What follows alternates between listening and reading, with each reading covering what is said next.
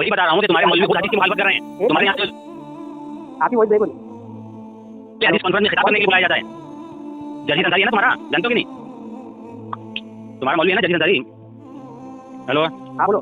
हाँ, तो तुम्हारा जो मौलवी जजीर अंसारी है वो छोटी दाढ़ी होता है और तुम्हारे दूसरे मौलवी लंबी लंबी दाढ़ी रहते हैं। लेकिन आप सही कौन है गलत कौन है बताओ? ये तो चल लंबी है, लंबी होने नहीं देता। नहीं अभी आपको जजिस मौलाना पे बात करना है ना, तो मैं क्या कह रहा हूँ, आप हदीस मौलवी पे बात करना है। ठीक है, हदीस मौलवी है ना। तो मौलाना जजिस की दो इमेज है जिसमें आपके पास उसकी पहले बड़ी लंबी दाढ़ी थी और बाद में उसने काट के छोटी कर लिया। चलो अभी पहले से ही काटता है वो, पहले से नहीं रखता है वो, क्योंकि इंसानों के जो बाल होते हैं वो can see on the mobile display his name is Farooq रज़ा कादरी। और ये भाई जो है अक्सर लोगों को गुमराह करते हैं, उलमा पर झूठ बांधकर, उलमा को गलत बताकर, उलमा दीन पर तहमत लगाते हैं, उलमा दीन को गलत साबित करने की कोशिश करते हैं ताकि इनका जो फाउंडेशन, जो इन्होंने आला हज़रत के नाम पे एक फाउंडेशन बनाया है, जिस ऐप से वो 100 रुपया कमाते हैं और इस तरीके से चंदा करके अपना पेट पालते हैं। इस तरीके से नन्हे मुन्ने और भी इनके छोटे छोटे लाल, नीले, हरे, पीले और नक्शबंदी वगैरह, जैसे कि आप आगे भी देखेंगे और भी लोग हैं, उन तमाम की आज हम इस वीडियो में उनकी सच्चाई जानेंगे और उन पर से उनके चश्मे की जो धूल, जो गंदगी है, उसे हम साफ़ करेंगे और उन्हें आईना दिखाएंगे कि वो लोगों को गुमराह कर रहे हैं। और ये बात कोई ढकी छुपी नहीं है कि ये एक ही शख्स इसमें शामिल है। इस तरीके के कई लोग हैं जो आप आगे वीडियो में देखोगे।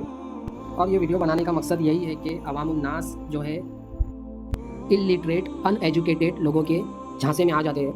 तो चलिए, और उन्होंने कहा कि मौलाना जर्जिस जो है अपनी दाढ़ियों को जो है काटते हैं। जब इन्होंने मुझे कॉल की थी, हमारी बात इस उन्वान पर नहीं थी। दरअसल ये बंदा हर वक्त उन्वान बदलता रहता है और बातों को पेचीदा करता है। तो एनीवे, तो इन्होंने मुझे जो है मौलाना जर्जिस की इमेज भेजी और कहा कि देखिए इस इमेज में जो है आप जैसे कि स्क्रीन पे देख सकते हो, मौलाना जर्जिस की जो है उनका फेस, उनकी दाढ़ी वगैरह आप सब देख सकते हो कि इसमें क्या है। ठीक है, अब इसके मुकाबले में उन्होंने मुझे एक बाद में इमेज भेजी और बताया कि इस इमेज से ये साबित होता है कि मौलाना जर्जिस जो है अपनी दाढ़ियों को काटते हैं। आइए देखते हो कौन सी इमेज है। सो he has sent me this image और मुझसे कहता है कि देखो कि इन्होंने जो है दाढ़ी को काटा और नबी पाक सल्लल्लाहु अलैहि वसल्लम की सुन्नत के साथ खिलाफ वर्जी की। ये उलमा पे इन्होंने झूठ बांधा। So as you can see in this image कि जो बिफोर वाली इमेज है जो आप देख सकते हो जो स्क्रीन पर है, ये काफ़ी पुरानी वाली इमेज है मौलाना जर्जिस की। और ये वाली इमेज जो है ये लेटेस्ट इमेज है जो बदलते वक्त के साथ में इन्होंने हमें भेजी। तो शुरुआती दौर वक्त के साथ इंसान के चेहरे और हुलिया बदलता है, जैसा कि आप देख सकते हैं कि बिफोर वाली फ़ोटो में एज़ कम्पेयर टू आफ्टर वाली फ़ोटो आप देख सकते हो कि साफ नज़र आ रहा है कि मौलाना जर्जिस जी के चेहरे की स्किन, उनकी त्वचा, उनका मुखड़ा या चेहरे की खाल में भी कमी है एज़ कम्पेयर आफ्टर वाली फ़ोटो इमेज। ठीक है, और जैसा कि अब आप दो इमेज एक साथ में देख सकते हो, बिफोर और आफ्टर। इससे इन्होंने कहा कि मौलाना जर्जिस जो है अपनी दाढ़ी को काटते हैं और सुन्नत की मुखालिफत करते हैं। इस पर इन्होंने एतराज़ तो कर दिया आसानी से, पर क्या ये एतराज़ से क्या ये अपने आप को भी बचा सकते हैं? अब बताओ नाजरीन, जो खिलवाड़ इन्होंने किया, उसी खिलवाड़ में क्या इन्होंने अपने आप को बचा पाया? नहीं, बिल्कुल। ये भी एक सच है, अगर ये अपने आँखों पर लगा हुआ चश्मा हटा करके अपने आप को भी देखे। सो आज इन्होंने झूठ बताकर अपनी फ़ैन फॉलोइंग तो बढ़ा दी, और वो लोग जो इन्हें अंधे बनकर इनकी तकलीद कर रहे हैं और इन्हें ब्लाइंड फॉलोइंग में इन्हें सही समझ रहे हैं। काफिर और मुशरिक गैरुल्लाह को जो पुकारते हैं उस बारे में कुरान में आयत है, ये इस बात की दलील है। और अगर कोई मुसलमान जो ईमान वाला हो, जो अल्लाह और उसके रसूल पर ईमान रखता हो, वो अगर गैरुल्लाह को पुकारे तो ये काफिर और मुशरिक वाला अमल नहीं है, क्योंकि ये आयत सिर्फ काफिर और मुशरिकों के ताल्लुक से कहा गया। तो काफिरों के ताल्लुक से जो कहा गया, तो ये वहाबी ने मुसलमानों पे इसको फिट किया। लेकिन जो सैयदना अब्दुल्ला इब्न अब्बास रज़ी अल्लाह अन्हु फरमाते हैं कि मैं एक दिन रसूल करीम सल्लल्लाहु अलैहि वसल्लम के साथ सवारी पे पीछे बैठा था। आप सल्लल्लाहु अलैहि वसल्लम ने फरमाया, ए लड़के, बेशक मैं तुम्हें चंद अहम बातें बतला रहा हूँ, तुम अल्लाह के अहकाम की हिफाजत करो, वो तुम्हारी हिफाजत फरमाएगा। तुम अल्लाह के हकूक़ का ख्याल रखो, इसे तुम अपने सामने पाओगे। जब तुम कोई चीज़ मांगो तो सिर्फ़ अल्लाह से मांगो, जब तुम मदद चाहो तो सिर्फ़ अल्लाह से मदद तलब करो। और ये बात जान लो कि अगर सारी उम्मत भी जमा होकर तुम्हें कुछ नफ़ा पहुंचाना चाहे तो वो तुम्हें इससे ज़्यादा कुछ भी नफ़ा नहीं पहुंचा सकती जो अल्लाह ने तुम्हारे लिए लिख दिया है। और अगर वो तुम्हें कुछ नुकसान पहुंचाने के लिए जमा हो जाए तो इससे ज़्यादा कुछ नुकसान नहीं पहुंचा सकती जो अल्लाह ने तुम्हारे लिए लिख दिया है। कलम اٹھا لیے گئے اور تقدیر کے صحیفے خشک ہو گئے۔ الرحیم صحیح بخاری حدیث نمبر 435 436 حضرت عائشہ رضی اللہ تعالی عنہا سے اور ابن عباس رضی اللہ تعالی عنہ سے روایت ہے، انہوں نے فرمایا جب رسول اللہ صلی اللہ علیہ وسلم پر مرض الوفات میں نزاع کی حالت طاری ہوئی تو آپ نے اپنی چادر کو بار بار اپنے چہرے اقدس پر ڈالنا شروع کر دیا، جب گھٹن محسوس فرماتے تو اسے چہرے سے اتار دیتے۔ اسی حالت میں آپ نے فرمایا یہود و نصارہ پر اللہ کی لعنت ہو، انہوں نے اپنے انبیاء کی قبروں کو عبادت گاہ بنا لیا۔ اس طرح آپ امت کو یہود و نصارہ کے مشرکانہ افعال سے خبردار کر رہے تھے۔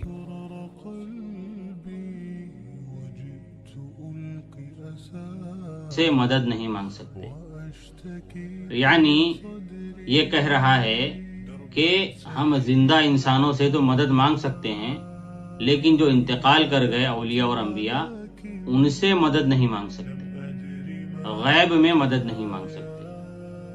تو میری اس سے ایک گزارش ہے کہ ٹائم تمہارے پاس قیامت تک کا ہے، قرآن پاک میں کوئی ایک آیت ایسی بتاؤ جس میں اللہ تبارک و تعالی نے فرمایا ہو کہ میرے نبی جب انتقال کر جائیں یا جو میرے ولی ہیں جب انتقال کر جائیں ان سے غیب میں مدد مت مانگنا یا ان سے۔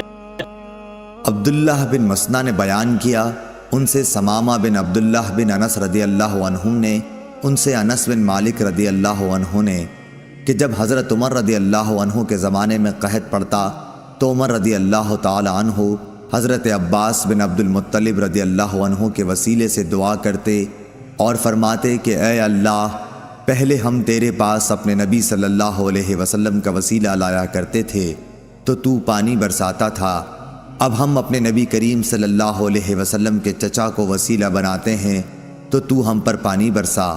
انس رضی اللہ عنہ نے کہا کہ چنانچہ بارش خوب ہی برستی۔ حضرت عبداللہ بن مسعود رضی اللہ عنہ نے بیان کیا کہ رسول اللہ صلی اللہ علیہ وسلم نے مجھے تشہد سکھایا، اس وقت میرا ہاتھ حضرت صلی اللہ علیہ وسلم کی ہتھیلیوں کے درمیان میں تھا، اس طرح سکھایا جس طرح آپ قرآن کی سورت سکھایا کرتے تھے، التحیات للہ والصلاوات وطیبات والسلام علیکہ ایہا النبی ورحمۃ اللہ وبرکاتہ، السلام علینا وعلی عباد اللہ الصالحین، اشہد ان لا الہ الا اللہ واشہد ان محمدا عبدہ ورسولہ۔ حضرت صلی اللہ علیہ وسلم اس وقت حیات تھے، جب آپ کی وفات ہو گئی تو ہم خطاب کا صیغہ کے بجائے اس طرح پڑھنے لگے، السلام علی النبی، یعنی نبی کریم صلی اللہ علیہ وسلم پر سلام ہو۔ صحیح بخاری حدیث نمبر 6265۔ میرا منہ نکل گئی، میری زبان ٹوٹ گئی، کیا کر رہا ہے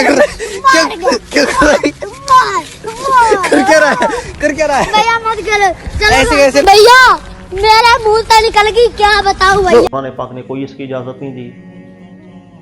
پرابلم یہ ہے کہ ہم قیاس جو کر رہے ہیں اب غور کریں، ہم قیاس کرتے ہیں، ہم اس سے مدد مانگتے ہیں، ہم اس سے مدد مانگتے ہیں۔ سر یہ تو زندہ ہے، میرے سامنے موجود ہے، اور ان سے بھی میں اس وقت مدد مانگوں گا جب مجھے معلوم ہوگا کہ یہ لوگ میری بات سن رہے ہیں۔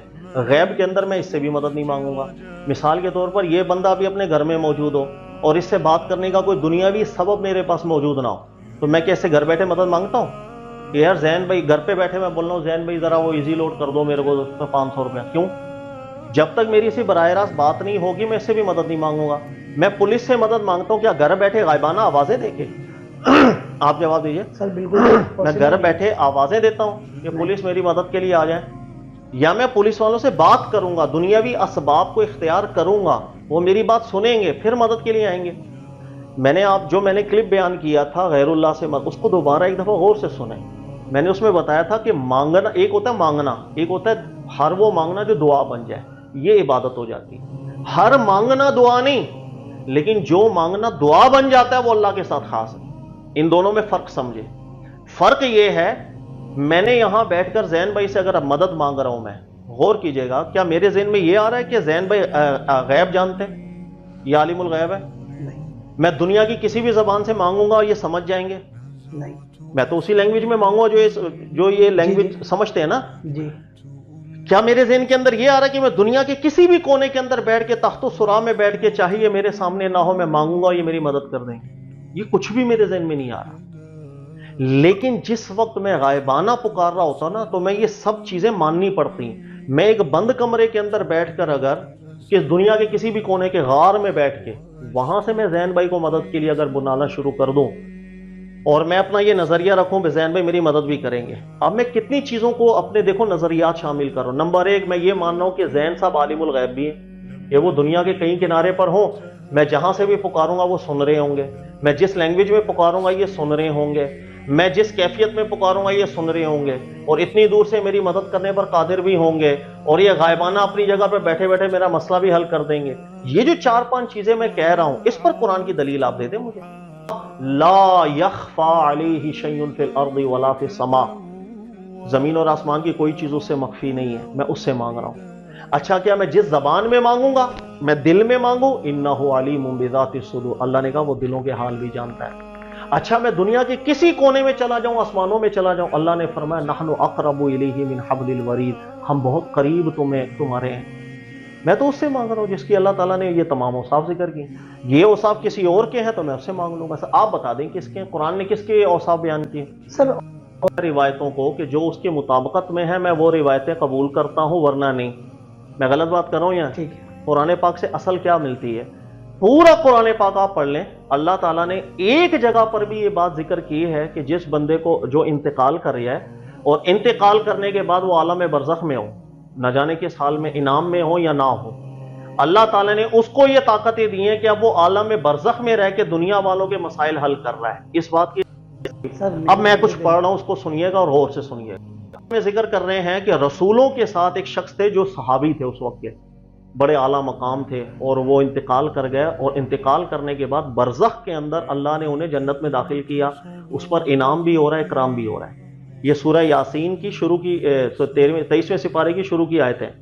اب غور کیجئے گا، اللہ نے فرمایا قیل ادخل الجنہ، اللہ نے اس نیک انسان کو نوازا، جا جنت میں جا. یہ عالم برزخ کی بات ہو رہی ہے. قیل ادخل الجنہ قال، اس نے بندے نے اللہ کی بارگاہ میں عرض کی یا لیت قومی یعلمون بما غفر علی ربی وجعلنی من المکرمین، اے اللہ کاش میری قوم کو پتہ چل جائے کسی طرح کہ مرنے کے بعد تو نے مجھے کتنی عزت سے نوازا اور کتنے انعام و اکرام میں رکھ دیا. جس بندے کی بات چل رہی ہے سر وہ انعام و اکرام میں ہے عالم برزخ میں، وہاں پر وہ اللہ سے عرض کر رہا ہے اے اللہ کاش میری قوم والوں کو صرف اتنا پتا چل جائے کہ میں کس حالت میں ہوں ابھی. ایک شہداء کے متعلق سر وہ تو قرآن سے کوئی پہلے اصل آپ کے ذہن میں آ رہی ہے تو وہ بتا. سر تو شہید کو تو زندہ قرار دیا تو سر اللہ نے نصب بھی تو کیا وانتم لا تشعرون، کیا مطلب ہے اس کا؟ اللہ نے فرمایا کہ ہم نے شہید کو زندہ کیا ہے، لیکن اس کی زندگی کیسی ہے؟ وانتم لا تشعرون،